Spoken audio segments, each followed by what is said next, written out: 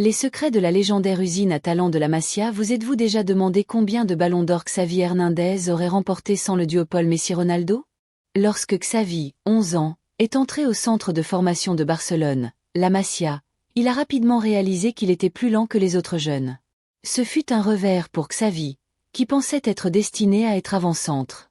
Alors comment se fait-il que le garçon le plus lent de sa promotion soit devenu le plus grand milieu de terrain de tous les temps?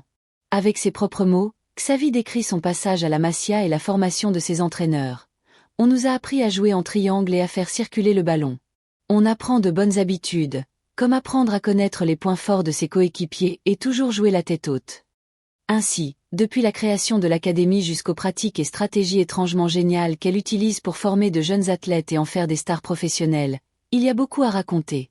Installez-vous confortablement et rejoignez-nous pour découvrir le monde fascinant de la Masia et des joueurs qui l'ont rendue célèbre. La Masia de Can-Plan était une ancienne ferme catalane, construite en 1702. En 1979, elle a été utilisée pour la première fois par le club pour héberger ces jeunes footballeurs originaires de l'extérieur de Barcelone.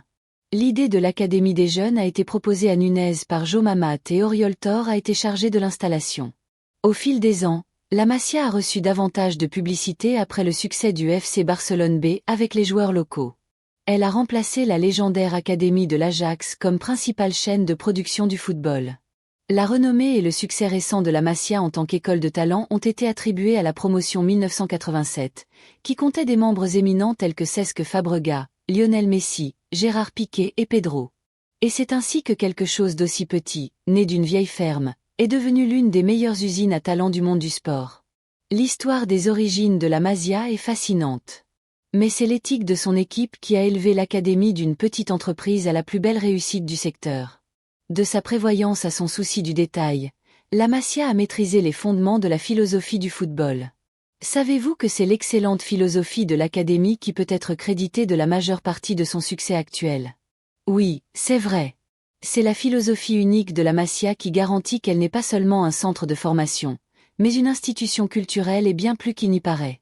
Tout d'abord, parlons de l'engagement de la Masia envers le football total. Cette approche tactique met l'accent sur la fluidité, la créativité et l'interchangeabilité des positions entre les joueurs.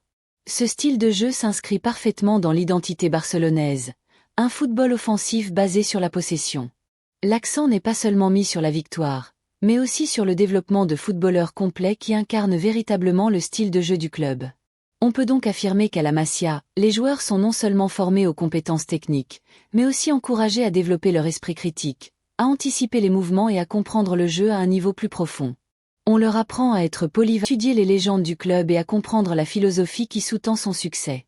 Cela contribue à inculquer un sentiment d'identité et d'appartenance aux joueurs et à créer un objectif et des valeurs communs qui s'étendent au-delà du terrain de football. Et tout cela est réalisé principalement grâce à l'utilisation par l'académie d'un outil puissant que vous pourriez probablement deviner vous-même: l'éducation.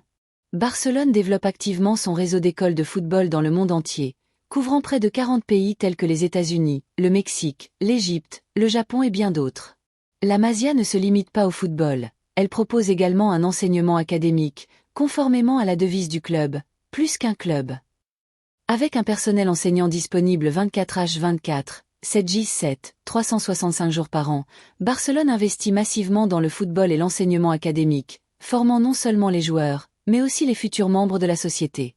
L'académie propose également un système de mentorat pour fournir un soutien complet aux étudiants, y compris l'éducation émotionnelle, le soutien psychologique et les services d'aide familiale. De nombreux grands conglomérats mondiaux sont exceptionnels dans leur domaine, mais manquent de l'empathie qui les pousse à résoudre les problèmes sociaux. La Masia se distingue des autres et est connue pour son intégration de la RCE dans les valeurs de son équipe. Voici comment ils inculquent l'esprit de responsabilité sociale à leurs étudiants. Avez-vous déjà entendu parler d'une entreprise de formation de football qui sensibilise ses membres à des sujets comme la responsabilité sociale? La réponse serait non dans la plupart des cas, mais la Masia fait partie des rares exceptions.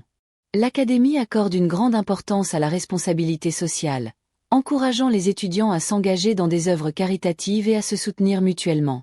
Dès leur plus jeune âge, les enfants apprennent l'importance de s'investir dans leur communauté, favorisant ainsi l'empathie et la solidarité. Cette approche holistique reflète l'engagement de Barcelone à former non seulement des footballeurs, mais aussi des individus complets dotés d'un sens aigu de la vie sociale.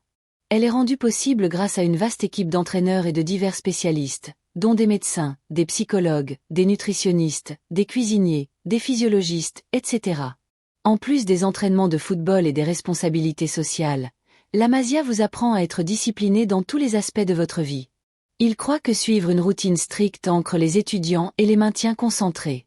Je suis sûr que vous vous posez quelques questions, comme celle de savoir comment les étudiants de la Masia adoptent les valeurs de respect, d'effort, de modestie, d'esprit d'équipe et d'ambition qui font partie intégrante de leur philosophie. En renforçant les pratiques et les horaires comme celui dont je vais vous parler dans un instant, il s'assure que chaque membre puisse intégrer ces valeurs dans sa vie professionnelle. Une journée typique à la Masia commence par un petit déjeuner nutritif à 7h30. Les garçons reçoivent leur éducation dans les écoles locales de 8h à 14h. Après le déjeuner à 14h, certains garçons font une sieste pendant que d'autres font leurs devoirs. De 16h à 18h, ils reçoivent un entraînement intensif de football suivi d'une séance de gym rigoureuse. Le dîner est servi à 21h et les garçons mangent ensemble jusqu'à l'heure du coucher à 22h. Beaucoup choisissent de lire, d'écouter de la musique ou de faire leurs devoirs avant d'aller se coucher. Cette routine bien disciplinée est non seulement utile sur le terrain, mais contribue également à socialiser les membres autour de valeurs fortes, conformément à la vision de l'académie. Grâce à la combinaison d'ingrédients tels que la discipline, la vision, l'empathie et le talent, la Masia produit les meilleurs talents du football. Voyons comment cela s'est concrétisé ces derniers temps. Impossible de conclure cette vidéo sans évoquer certains des meilleurs produits de la Masia de ces dernières années, et sans voir qui sera le prochain. Dansu Fati, estimé à 80 millions d'euros mais malheureusement miné par les blessures, à Gavi, la star du FC Barcelone en 2021, considéré comme un joueur indispensable pour l'avenir du club, les talents ne manquent pas, année après année, impatients de rejoindre l'équipe première. Plus récemment, il est désormais de 75 millions d'euros, celle de Cubarsí de 25 millions d'euros et celle de Fermin de 15 millions d'euros. Avec un vivier de talents aussi riche, l'avenir de Barcelone semble plus prometteur que jamais. J'ai déjà parlé de lui grâce à son talent précoce.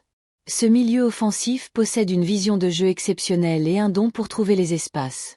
Il tire les ficelles au milieu de terrain, dictant les attaques grâce à sa créativité et son sang-froid balle au pied. Fernandez a récemment battu un record en devenant le plus jeune joueur à faire ses débuts en Primera Fédération espagnole, auparavant détenu par Lamine Yamal. Ce jeune homme semble promis à un grand avenir et ne soyez pas surpris d'en entendre parler prochainement. Le prochain joueur est Marc Bernal. Ce milieu défensif de 17 ans n'est pas fait pour éblouir tout le monde avec ses prouesses. C'est le gardien silencieux, le héros méconnu qui protège la défense du Barça. Imaginez Busquets à son apogée, mais avec la fougue de la jeunesse. Il lit le jeu comme un roman policier, étouffant les attaques avant même qu'elles ne se concrétisent. Mais le fait est que des rumeurs se répandent selon lesquelles Bernal a aussi le sens du but. Il a déjà marqué 2 buts pour le Barça Atlético cette saison, prouvant qu'il peut apporter sa contribution des deux côtés du terrain. Grâce à ses compétences polyvalentes et à son dévouement, Marc Bernal a le potentiel pour devenir un milieu de terrain complet et une pierre angulaire du milieu de terrain barcelonais pour les années à venir. L'ancien entraîneur du FC Barcelone, Pep Guardiola, a dit un jour « Le joueur qui est passé par la Masia a quelque chose de différent des autres. C'est un plus que seul le fait d'avoir porté le maillot du FC Barcelone depuis son enfance peut apporter. » Ses résultats et ses joueurs de haut niveau témoignent véritablement de ces paroles. Quoi qu'il en soit, lequel de ces joueurs est votre préféré et pourquoi? Dites-le moi dans les commentaires et, comme toujours, à la prochaine.